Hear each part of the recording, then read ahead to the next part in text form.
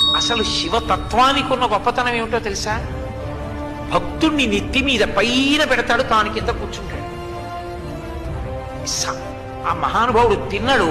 ఆయన భక్తిని తక్కువ చేసి మాట్లాడడానికి వీల్లేదు. అంత గొప్ప భక్తి తత్పరుడు. ఆయన యొక్క భక్తికి పొంగిపోయాడంతే శివుడు. ముచ్చి దొంగదండాలు పెట్టి స్తోత్రాలు చేసి బిల్వదళాలు తీసుకొచ్చి వేసేస్తే పొంగిపోతాడనుకోకూడదు. ఆయన అసుతోషుడు, దానికి పొంగిపోతాడు, కాదంటలేదు నేను.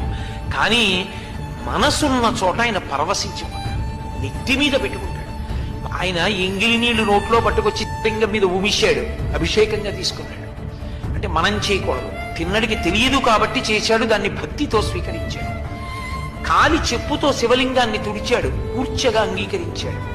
ఎంగిలి మాంసం మొక్క పెట్టాడు, నవ్యోపహారాయతి, మంచి ఆహారం పెట్టావని తినేశాడు.